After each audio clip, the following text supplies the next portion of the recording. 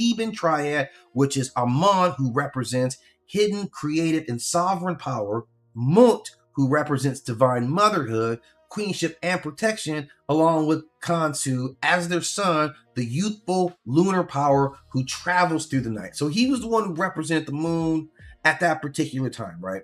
Now, he was not simply the god who controls the moon. He was seen as a living expression of the moon itself. So all the wisdom, so this guy was smart, he had all the wisdom, he was cool, right? Like you were saying, he had a sharp dresser. This is the representation of the moon, right? His name literally constructed would mean like house of, right? Khonsu. So he is literally, he's literally connected with to travel or to cross. So this is like night travel. This is like dimensional travel. He's all that. He's frequently interpreted as the traveler or he who crosses. This reference is primarily about the moon crossing the night sky, right? Like there's always a celestial presence up there. Ra's gone, the moon's up there. Everything's still moving along as it should. We can feel okay with this, right?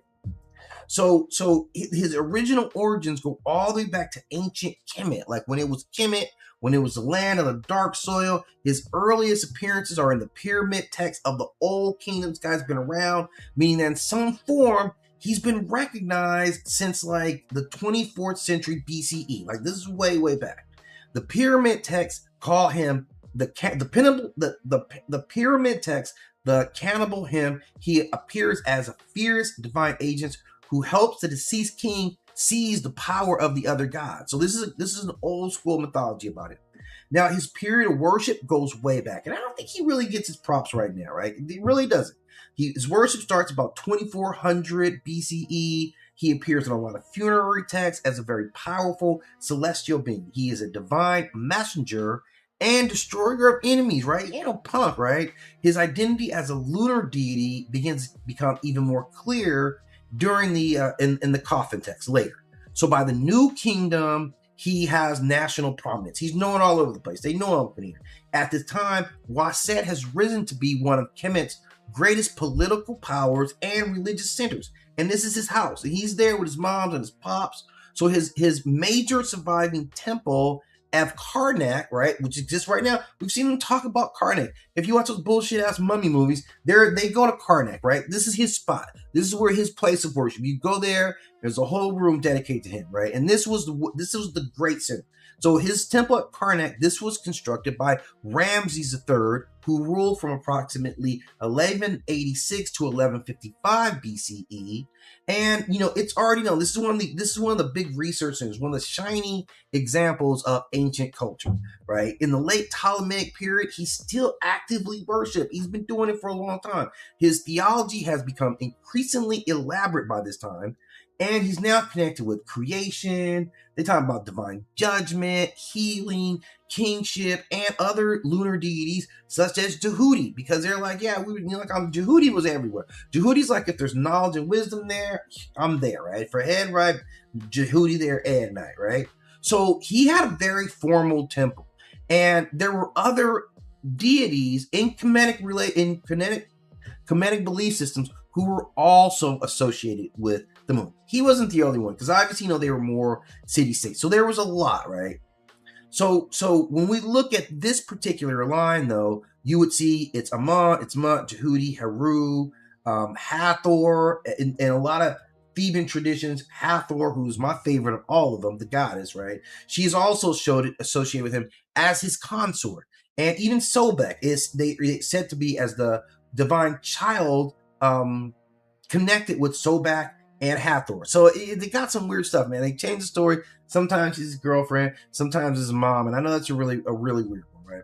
But you can always see him as he typically has a youthful appearance. This is what you'll know, like on the inscriptions. He'll have the youthful appearance, and he'll have the side lock, like the braid off to the side, twisted. He'll always have that. And the crescent and moon, that's a clear giveaway. The crook and flail, the brought ceremonial necklace where he's gleaming, and sometimes he'll have a divine beard, right? They'll change that, and that's his tradition, right? He's sometimes depicted as a falcon-headed lunar deity as well, and his principal symbols are going to be the crescent moon, a full lunar disc, the falcon, the side lock, the lunar boat or the lunar bark, right? The wasp scepter. Remember the wasp scepter which is yes, found he has a Wa scepter. The Wa scepter is again associated with Waset, right? And that was a source of major power there as well. So there's a lot going on there. What does Khonsu represent? He's more than just like a moon god. He is the moon. You know, it's a manifestation of the moon. He is the moon in motion. He is the perpetual celestial traveler who crosses the night sky and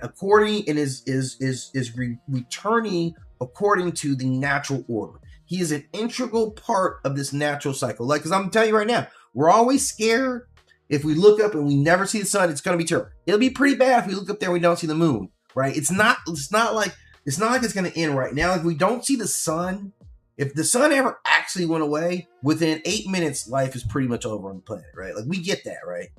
The moon, if the moon's not there, it's probably going to destabilize like our tides, our internal body. It's a lot that can go along with, what happened to the moon, right? We never want to get there. We never want to be like, what happened to the moon?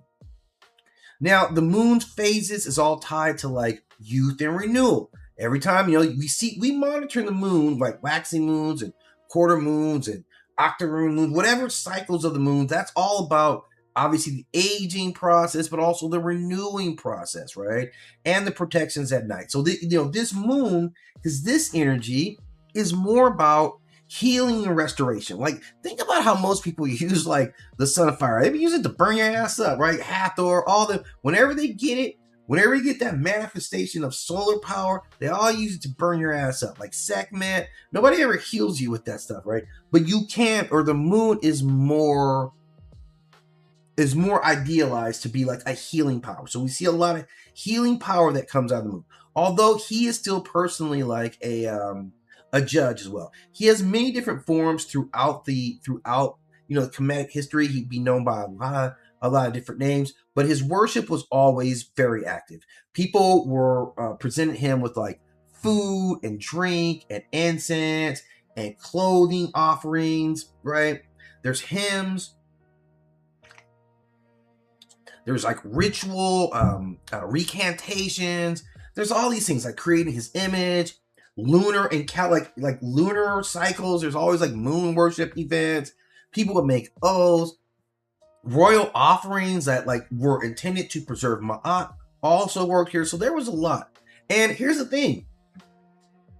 He's kind of still worshipped today, man. Like, Khonsu worship is not dead, right? He's one of the few deities, and I'm like, yeah, you actually still getting love right now. You know what I'm saying? Like, he's still actively being worshipped. He doesn't possess like uninterrupted temple institutes, but he is still honored in a lot of practices, including modern Kemetic religion, but even outside of that, in other like African related centers where the belief system spread, he's still honored. In fact, we're still talking about Khonsu right now, right? Like, I'm spreading veneration of Khonsu.